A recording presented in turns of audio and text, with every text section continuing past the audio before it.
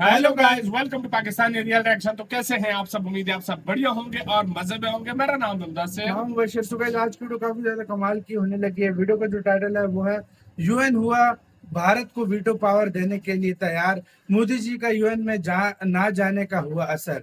मतलब मोदी जी ने जो बोला था मैं यूएन में नहीं जाऊंगा जब तक वीटो पावर ना हुई, उसका असर आ गया और यूएन तैयार हो गया भारत को भी वीटो पावर देने के लिए। वही बात हुई है, भारत ने बोला था जब सीधी उंगली से मतलब घी ना निकले तो टेढ़ी करनी पड़ती है, उसका नतीजा आ गया सामने।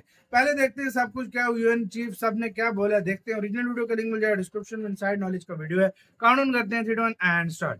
दोस्तों, पीएम मोदी के यूनाइटेड नेशन जनरल असेंबली के सेशन को अटेंड न करने की खबर अब अपना असर दिखाना शुरू कर चुकी है। जैसे ही इंडोनेशिया की राजधानी जकार्ता में पीएम मोदी के कदम पड़े, बिल्कुल वैसे ही संयुक्त राष्ट्र के जनरल सेक्रेटरी एंटोनियो गुटेरेस के स्पोक पर्सन की तरफ से भारत के समर्थन में ऐसे बोलने शुरू किए जिसे सुनकर अमेरिका से लेकर चीन तक हैरान रह गया। पर दोस्तों, हम आपको इस वीडियो में उनके बयान के बारे में तो बताएंगे ही, साथ ही एक ऐसा तथ्य भी बताएंगे जिसकी वजह से यूएनएससी का विस्तार दुनिया के लिए गेम चेंजर हो सकता है। तो चलिए बिना समय गवाए अब इस वीडियो को शुरू कर लेते हैं। दरअसल दोस्तों, कल हमने हमारी वीडियो में आपको इस बात की जानकारी दी थी कि पीएम मोदी इंडोनेशिया में इंडिया एशियन समिट के लिए रवाना हो चुके हैं और वे इस महत्वपूर्ण मीटिंग को खुद अटेंड करेंगे, क्योंकि भारत की नेबर फर्स्ट पॉलिसी की वजह से दक्षिण पूर्वी एशिया के देश भारत के लिए काफी महत्व रखते हैं। और अब तो इन देशों का महत्व आर्थिक स्तर से बढ़कर कूटनीतिक स्तर पर भी तेजी से बढ़ने लगा है। ऐसे में यहाँ पर चल रहे समिट के साइडलाइन में मीडिया की तरफ से संयुक्त राष्ट्र के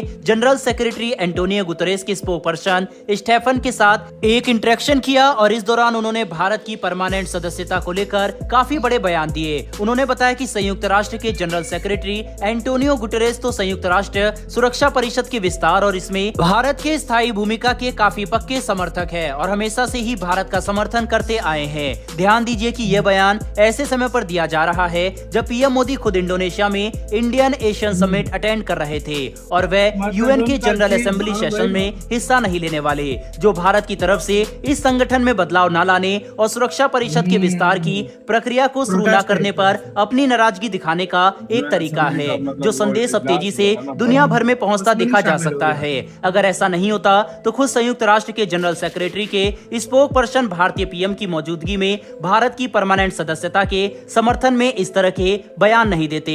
वहीं पर जनरल सेक्रेटरी के स्पोक पर्सन ने इस बात पर भी सहमति जताई कि विश्व अब पहले के मुकाबले काफी बदल चुका है और मौजूदा संसार में संयुक्त राष्ट्र की भूमिका को मजबूत बनाए रखने के लिए इसमें विस्तार जरूरी है, वरना हम 1945 वाली दुनिया के हिसाब से इस संगठन को नहीं चला सकते, जो कि सच भी है। वहीं पर हम इस तथ्य पर रोशनी डालना चाहेंगे कि आज अगर संयुक्त राष्ट्र में जरूरी बदलाव किए जाते हैं और सुरक्षा परिषद में भारत को स्थायी सदस्यता वीटो पावर के साथ दी जाती है, तो हम दुनिया में चल रही अव्यवस्था को तेजी से खत्म कर सकते हैं, जिसके तहत एक संगठित संयुक्त राष्ट्र की ताकत का इस्तेमाल करते हुए हम चीन के आक्रामक और विस्तारवादी नीति को भी चुनौती दे सकते हैं। साथ ही यूक्रेन युद्ध को भी रोका जा सकता है, क्योंकि तब दुनिया संयुक्त राष्ट्र के तहत संगठित होगी और सभी देशों के समर्थन की वजह से, चाहे चीन हो या फिर रूस, सभी को संयुक्त राष्ट्र द्वारा लिए गए फैसलों को मानना ही होगा। जिसका मतलब साफ है कि अगर हमें दुनिया में कानून व्यवस्था को बनाए रखना है तो इस संगठन में भारत द्वारा सुझाव किए गए बदलाव काफी जरूरी है। बहरहाल बढ़ते हमारी दूसरी खबर की तरफ। ये खबर फॉक्सकॉन और उस नई कंपनी को लेकर है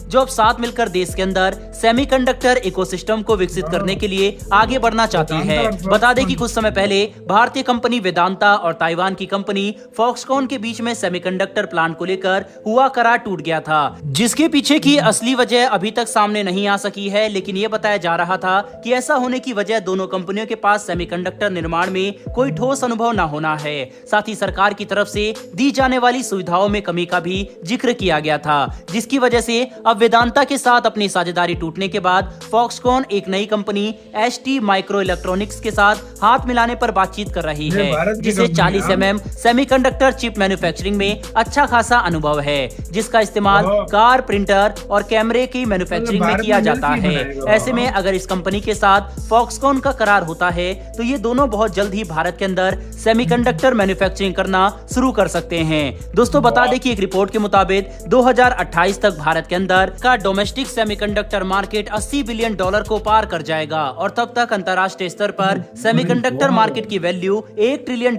को पार कर सकती है। ऐसे में अगर 2025 तक भारत एक मजबूत सेमीकंडक्टर मैन्युफैक्चरिंग इकोसिस्टम स्थापित करने में सफल हो जाता है तो हम 2026 से इसके एक्सपोर्ट मार्केट में एक धमाकेदार एंट्री कर सकते हैं, जिसमें हमारे पास अच्छा खासा शेयर भी होगा। तो दोस्तों ये सब कुछ जानने के बाद आपको क्या लगता है कि क्या भारत को फॉक्सकॉन और इस नई कंपनी के ऊपर अपनी सेमीकंडक्टर इकोसिस्टम के लिए भरोसा करना चाहिए या फिर हमें यही बिल्कुल यार, कोशिश करनी फॉक्सकॉन चाहिए का नाम कि तो कोई बहुत स्वदेशी फेमस है। कंपनी ही हाँ इस भाई। महत्वपूर्ण तकनीक अच्छा, को दोनों दूसरे बैल की देशों की कंपनी मदद है। से भारत के अंदर स्थापित करे। आप इसके ज्यादा बारे में बेस्ट क्या है, सोचते एक हैं स्वदेशी अपनी होनी राय चाहिए। कमेंट बॉक्स में लिखकर जरूर बताइएगा। साथ ही यार हमारे हमारे लिहाज से तो एक स्वदेशी होनी चाहिए, एक फॉक्सकॉन होनी चाहिए, इस तरह ज्यादा बेटर रहेगा भाई। अरे यार स्टार्ट में लेकिन इनके साथ चलो कर काम ले, स्टार्ट देखो होने दो। एक्सपीरियंस कर ले, हाँ, सारा कुछ हाँ। कर लेना तो वो इंडिया अपनी हाँ। अलग से भी एक फैक्ट्री तैयार कर सही सकता बात है है, यार। सही सब बात में है। अगर देखा अब जाए आते तो हैं यार। उसकी तरफ, यूएन देखो फिर झुका है ना भारत के आगे आके खुद ही, क्योंकि देखो भारत ने एक तरह से अपना प्रोटेस्ट ये दिया है